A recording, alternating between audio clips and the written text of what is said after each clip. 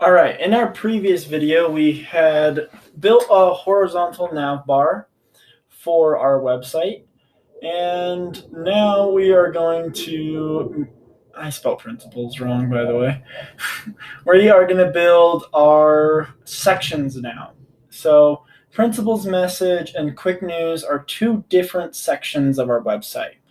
So we want to kind of make those known different sections. So what we are going to do is we are going to wrap those all in a section tag. And I just thought this was good practice to do so. So we are going to say section, and then I'm going to tab both of these in so that we know that they're part of the section. And then we come down here and close out that section. So we need to do a slash section. And we're going to do the same thing with everything that's in the quick news, the sports, drama, and all of that. So we are going to create a new section right here. Section, oh, that was a closing section tag for some reason. And then we tab everything in. Let's just do some quick tabbing. Tab that in, tab that in. Okay, and then we're at the very bottom of that. And like I said, we're going to wrap both of these in sections. Man, I just keep getting opening and closing tags mixed up. All right, so now these are both in a section. Notice how just adding the section tag alone does not change this.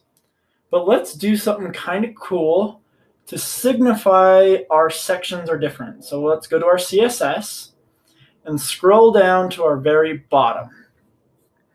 Once again, make sure you're doing the supplemental readings with this chapter, as there's a lot to cover. But we're going to just do something kind of cool that we've never done before. I'm going to do a gradient. I am going to say section, and then I am going to have my section's background fade from a white to a light gray. So how we do that is we are going to say linear gradient. And we're going to have our first color be white, and our second color be light gray. I think it's spelled that way. All right, and then we put our semicolon as always, but notice something really kind of cool happens. We get these sections that kind of have these fade to them. I think it's kind of cool. You can make these fades however you want, but it kind of helps us distinguish our different sections. Now, I don't really like how the sections have this anything like that. I kind of want to make a bottom border to even separate them out just a little bit more. So I'm going to say border dash bottom, and we're going to say solid array of 5p, yeah, and we'll say 3px. All right, and then now we have this nice border that separates out my different sections.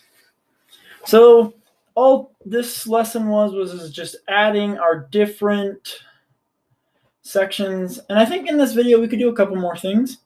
What if we wanted to add a background color for my heading up here? Well, this heading is part of the header. So what I could do is I could say header space H1. And then let's add a background color of, I don't know, let's say our school color is a light blue. Oh, lavender. I like lavender. Lavender is a little bit cooler. Run it. Ugh. It didn't really fill that entire space out, though. What could we do? Maybe let's try zeroing out our margins. Margin 0, run. There we go. That looks a little bit better. And let's add some padding. Let's say padding of 15px. That's a good number. All right, so now our website, if Replit wants to run, we have a background color for our header. Come on. All right, now we have a background color for our header, and let's do our footer in that same background color. So how we do that is, just like always, we say footer, and we are going to say background color lavender as well, and give that a nice old-fashioned run. Oof. Still with those margins, looks bad. Let's get rid of them. All right, so we're going to say margin 0. All right, it's still there. What is that from? Why is that it's just not looking great?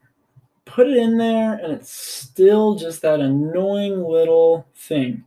It's that margin from our section.